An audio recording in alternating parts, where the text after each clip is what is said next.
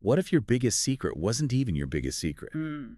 What if your past wasn't just your past, but like a tapestry woven through millennia, connecting you to an ancient war Mm. and an eternal love? That's quite the hook.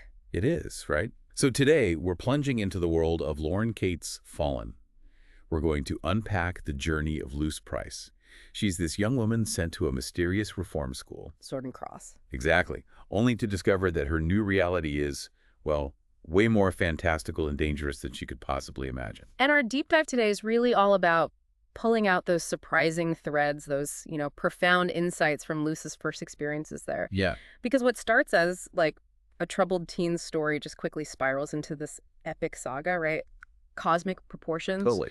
It leaves us really pondering destiny, identity, and this idea of love that just defies time itself. It's quite a transformation to watch unfold. Okay, so let's unpack this new reality for Luce, starting with her arrival at Sword and Cross.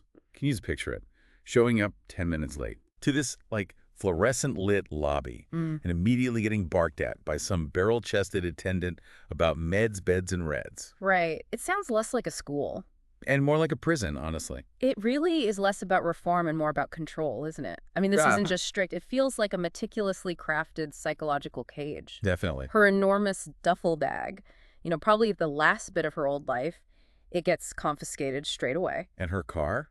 Her Plymouth Fury? Yeah, her beloved Fury, which her parents were already, threatening to sell. Now it's just off limit. Go on. That sense of being trapped is just... It's immediate, isn't it? From moment one. It really is. And it kind of mirrors Luce's own feeling of being bound by this past she doesn't get. It sets this tone of confinement even before, any of the supernatural stuff really kicks in. And, it's more than just being confined, isn't it? It's this pervasive, really unsettling atmosphere. The reds, those little cameras with the flashing red lights. They're literally everywhere. And they're meant to be obvious, like to remind you that all the time, everywhere, we're watching you. It's a constant reminder, zero privacy. Zero. It feels like you've lost any shred of autonomy. Exactly. It's a calculated psychological move, for sure. And then you pair that with the really rigid black-on-black dress code. Right, which they say gives some freedom. Yeah, some freedom, but it really limits expression, doesn't it? It fosters suspicion, isolation among the students. And the campus itself just adds to it. This chipped sidewalk, a messy field like a vacant lot. That horrible old church they turned into a gym. Yeah, and the cinder block dorm. And the cemetery. We have to talk about the cemetery. Oh, God, the cemetery. Creepy as all get out, barely covers it. It's sinking into the ground, filled with Civil War dead. It just screams desolation. It truly does. And maybe that desolation, that feeling that everything's just off, maybe that's what makes it the perfect backdrop for the unusual people Luce is about to meet. Yeah, good point.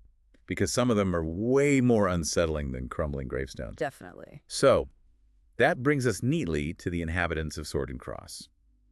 Amidst all this gloom, Luce meets her first big mystery, Daniel Grigori. Aw, Daniel. And what an entrance. He's impossibly gorgeous, right? Leaning against a building, golden hair, dark sunglasses. The whole package. And his very first move. He flips her off. He flips her off. Like, seriously, when I first read that, I was just like, what is this guy's deal? Right. It's so audacious Yeah. and just plain rude. But there's something kind of strategically captivating about it, too, isn't there? That dismissiveness.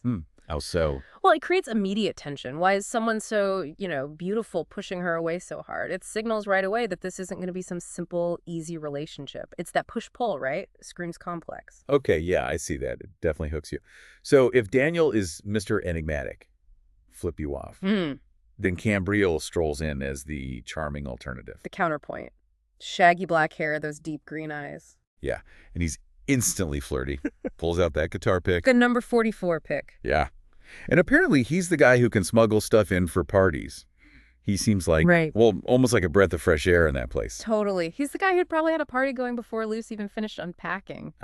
Probably. It sets up that classic dynamic, the bad boy versus the mysterious stranger. Very YA. Yeah. But what's clever here, I think, in Fallen is how it twists that later. Cam seems like the safer bet initially. Right. But safety. Total illusion in this world. Okay, so while Luce is trying to figure out these two guys, she starts finding some, let's call them unlikely allies. Right. Like Ariane Alter. Yes. Who seems playful, but she's got that wristband tracker. Well, it gives her disciplinary shock. She literally convulses. It's awful. And she's got sticky fingers, too. Steals Luce's Swiss Army knife right off the bat. Yeah, it's a grim place where even making friends is complicated, isn't it? Definitely. And then there's Penn. Ah, Penn. Pennyweather Van Sickle Lockwood? With all the layers and the bright purple glasses. She seems so unassuming. Almost childlike. Totally. But then you find out she's not actually crazy. Right. And she has access to a lot of confidential shit because she's an office aide. That's a huge turning point. Yeah, her quirkiness hides this sharp mind and, like, crucial intel. Exactly. But not everyone's rolling out the welcome mat. There's Molly. Ugh, Molly. Instantly brands Luce meatloaf. Yeah, and just publicly humiliates her. Yeah. But it's more than just being mean, right? She drops hints about Luce's past with Trevor. Yes. Stuff Luce desperately wants buried. It makes you wonder. How does she know that?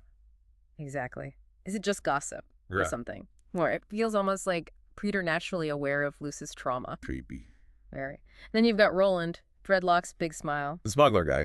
The guy who can get anything into Sword and Cross in a place built on maximum control. Someone like that is, well, valuable. Yeah. And maybe dangerous. Okay, so as Luce is juggling all these new people in this weird school, the mysteries ramp up. Especially her own visions. The shadows. Ah, the shadows. These murky shapes she's seen since she was 7. Yeah, bringing this cold chill and sickening feeling. And at first, only she sees them. Imagine how that feels. Makes her think she's crazy. Such a burden to carry alone, believing you're the only one seeing something so disturbing. But then there's this subtle shift, right? This aha moment. Yes. It's crucial. What starts as this purely personal internal struggle, it starts to change. The shadows begin to manifest in ways other people can actually perceive. Even if they don't know what they're seeing. Exactly. It hints that what Luce is experiencing isn't just in her head, it's part of a bigger, unseen reality, pushing her further away from that normal life she wants. And then the stakes get way higher with the library fire. Oh, yeah. And Todd's death. It's just tragic. The fire breaks out during Cam's party. Todd's with Luce, and later he dies from smoke inhalation. Apparently broke his neck. And the truly chilling part is how similar it looks to what happened with Trevor, the incident that got Luce sent to Sword and Cross to begin with. So the evidence against her just starts piling up, at least to the outside world. Totally. She gets interrogated by Mr. Schultz, the school lawyer, and these 2 cops. Who point out the eerie similarities, asking if she's angry or a loner. Yeah, probing her psychological state. Meanwhile, her parents are completely oblivious to what's really going on.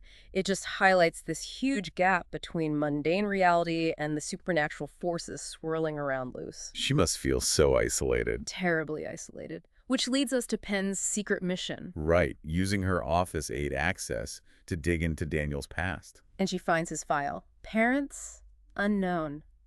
Guardian. Los Angeles County Orphanage. Okay, mysterious enough. But then the kicker.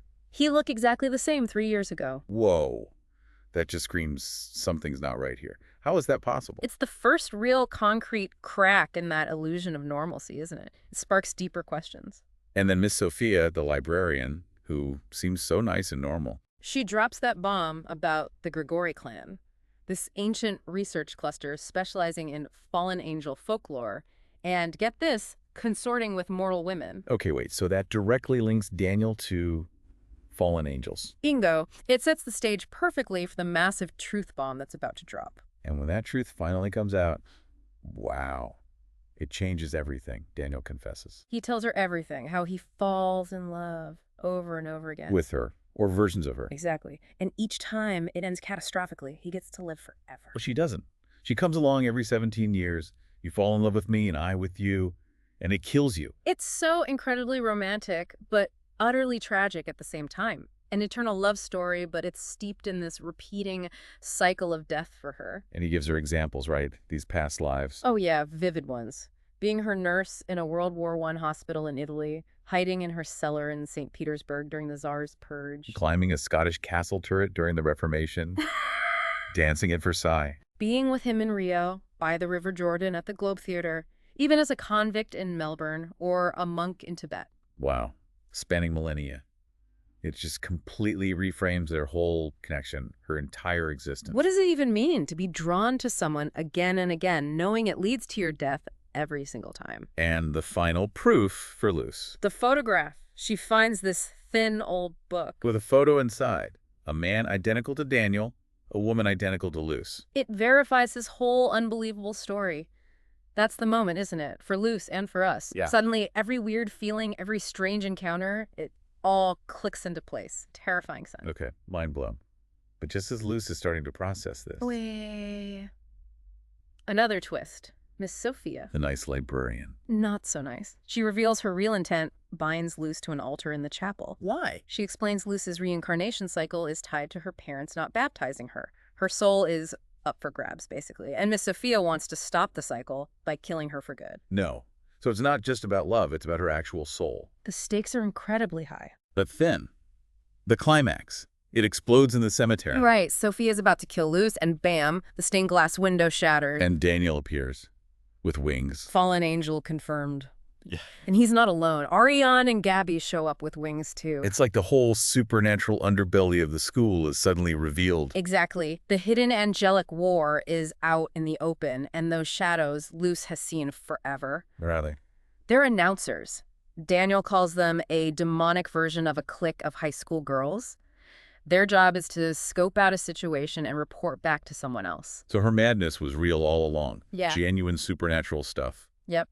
Recontextualizes everything. And what's fascinating here is it's not simple good versus evil, is it? Not at all. Because Cam is revealed to be on the other side, also a fallen angel. He can even ignite flames. Whoa. And Molly and Roland too. Fallen angels working with Cam.